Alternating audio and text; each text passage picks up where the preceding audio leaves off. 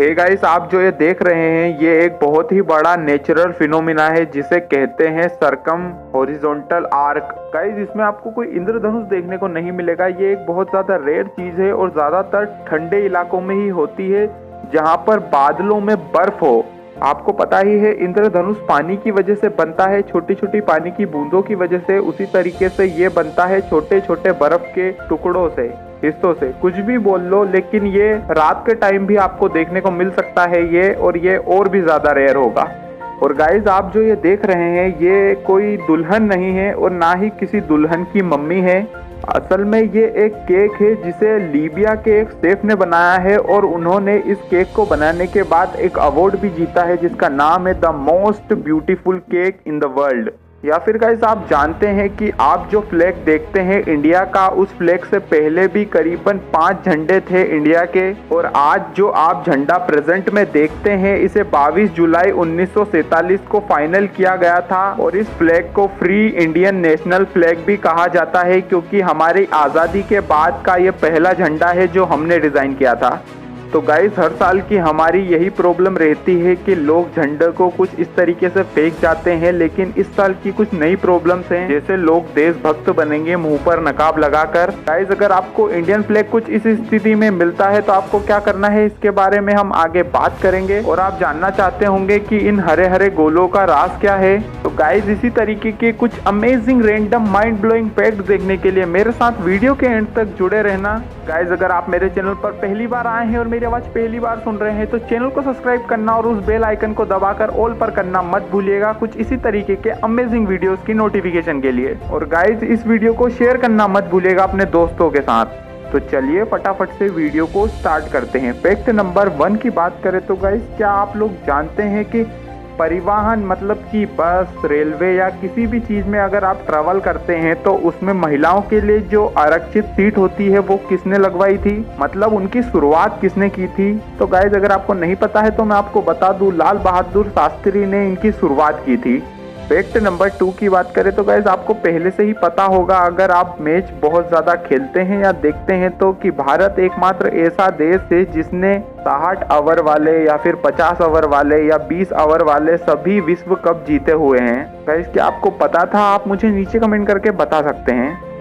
Fact number 3 की बात करें तो गाइस, प्रधानमंत्री मोदी पहले ऐसे नॉन कांग्रेसी प्रधानमंत्री हैं जिन्होंने सबसे ज़्यादा दिनों तक पीएम बने रहने का रिकॉर्ड बनाया है अपने नाम। और इन्होंने जिनका रिकॉर्ड तोड़ा है उनका नाम है अटल बिहारी वाजपेयी। और इन्होंने, अटल बिहारी वाजपेयी जी ने करीबन 2268 दिनों तक पीएम का पद संभाला था।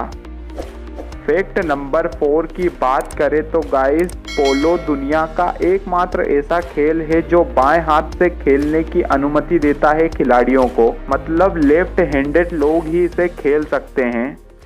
फैक्ट नंबर 5 की बात करें तो गाइस, आप लोगों ने नोटिस किया होगा अगर आपको उल्टी आती है तो उससे ही करीबन 30-35 सेकंड पहले आपके मुंह में बहुत सारी लार जमा हो जाती है। तो ऐसा क्यों होता है गाइस, मैं आपको बताता हूँ। तो गाइस, आप जब खाना खाते हैं तो उसे पचाने के लिए आपके पेट में बहुत से न्यूक्लियो अमीनो एसिड्स होते हैं और इन्हीं एसिड से बचाने के लिए शरीर खुद को पहले से ही तैयार कर लेता है। और दूसरा, इसका एक और महत्व निकल कर आ सकता है जो कि आपको पहले ही एक तरीके से अलर्ट देता है कि अब आपको उल्टी होने वाली है। फैक्ट नंबर 6 की बात करें तो गाइस, दुनिया भर में लोग रोजाना करीबन 15 अरब सिगरेट पी जाते हैं। और गाइस, क्या आप जानते हैं किसी और का नाम बोलने पर भी अगर आपको आपका ही नाम सुनाई दे तो इसका मतलब आपका दिमाग बहुत अच्छी स्थिति में है।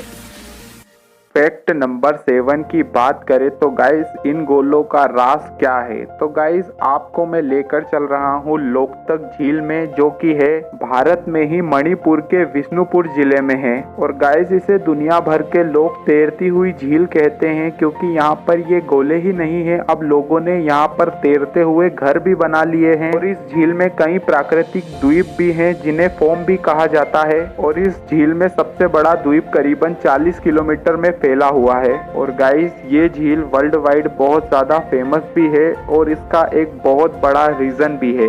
क्योंकि इस झील में दुनिया का एकमात्र फ्लोटिंग पार्क है। वो भी कोई ऐसा वैसा पार्क नहीं, एक नेशनल पार्क है जिसका नाम है कीबोल लामजो नेशनल पार्क। और इस पार्क में दुनिया का एकमात्र ऐसा जीव देखने को मिलेगा जो आपको और कहीं नहीं देखने को मिलेगा। इस पार्क में आपको संगाई हिरण देखने को मिलेंगे जो दुनिया में अब पूरी तरीके से विलुप्त हो चुके हैं। और भी बहुत से जानवर इस नेशनल पार्क में आपको देखने को मिल जाएंगे। तो गाइस, इस पार्क के बारे में और इस गांव के बारे में आपका क्या कहना है, आप मुझे नीचे कमेंट करके बता सकते हैं। फैक्ट नंबर 8 की बात करें तो गाइस, क्या आप जानते हैं कि लाल किले से सबसे ज्यादा बार किस इंसान ने या किस पीएम ने तिरंगे झंडे को फहराया है? तो गाइस, मैं आपको बता दूं, जवाहरलाल नेहरू ने 17 बार तिरंगे झंडे को फहराया है लाल किले से। और उसके बाद जो दूसरे नंबर पर आती हैं उनका नाम है इंदिरा गांधी। इन्होंने करीबन 16 बार फहराया है। और इनके बाद आते हैं मनमोहन सिंह। इन्होंने करीबन 10 बार तिरंगे झंडे को लाल किले से फहराया है। और इनके बाद नॉन कांग्रेसी अटल बिहारी वाजपेयी, जिन्होंने 6 बार तिरंगे झंडे को फहराया है।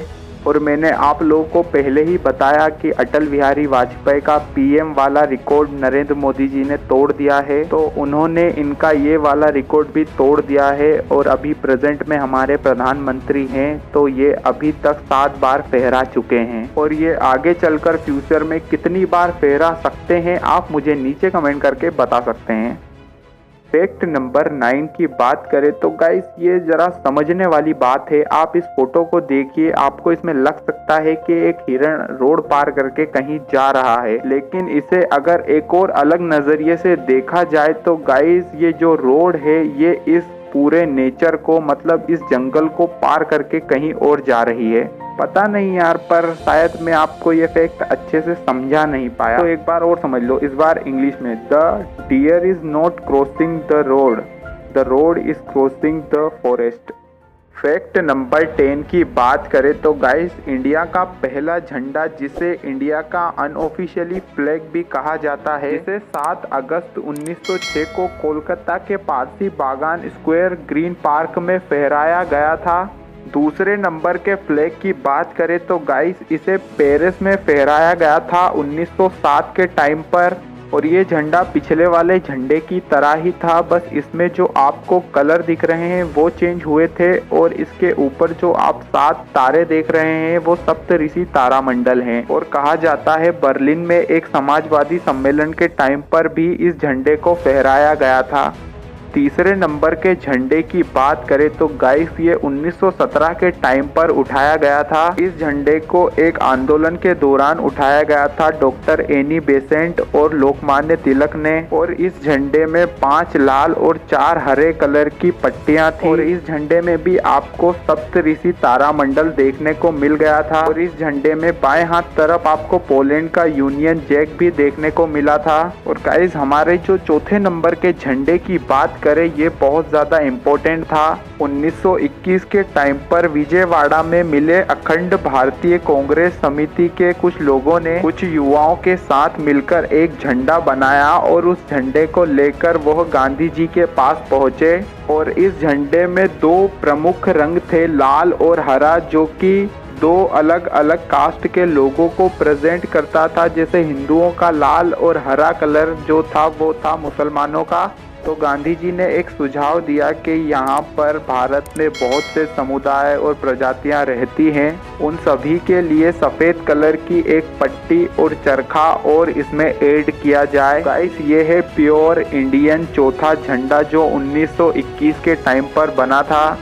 और फिर गाइस, जो हमारा 5वां झंडा था, जो बहुत ही ज़्यादा इम्पोर्टेंट है फ्लैग के मामले में, और इस फ्लैग को आपने और भी कई जगहों पर देख ही रखा होगा, जो 1931 के टाइम पर बनाया गया था। फिर गाइस, आप जानते ही हैं कि 22 जुलाई 1947 को जब हमारा देश आज़ाद हो ही गया था, उसके बाद इस झंडे को फाइनली कर लिया गया फाइनल। और गाइस, ये खबर भी मैंने सुनी है कि जो अशोक चक्र हमने इस झंडे के बीच में लगाया है, इसका सुझाव भी भीमराव अंबेडकर जी ने ही दिया था। तो गाइस झंडा किसी भी कलर का हो या तक कि किसी भी देश का हो, चाहे पाकिस्तान का हो चाहे चीन का हो, वहाँ के रहने वाले लोगों के लिए वो भी बहुत ज्यादा महत्व रखता है। जैसे हमें ही देख लीजिए, हमारा कहना है हमेशा से ही कि झंडा ऊंचा रहे हमारा। और गाइस अगर आपको गलती से कहीं फटा हुआ झंडा या कहीं पड़ा हुआ झंडा मिलता है तो आप इसे किस तरीके से डिस्ट्रॉय कर सकते हैं लीगल तरीके से। अगर आप और किसी तरीके से गलती से आप फिजिकल तरीके से उसे फाड़ देते हैं, कुछ करते हैं, तो ये बहुत बड़ा एक गुनाह है, ये इनलीगल है। तो इसी वजह से सरकार की तरफ से कुछ गाइडलाइंस जारी की गई हैं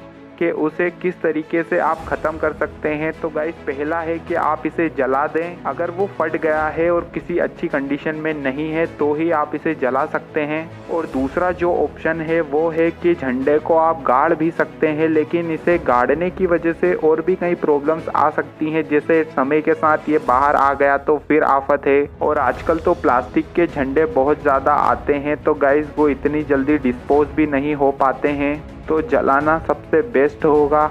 तो गाइस इस जानकारी के लिए आप अपने दोस्त, फ्रेंड्स, फैमिली के साथ इस वीडियो को ज़रूर शेयर करें।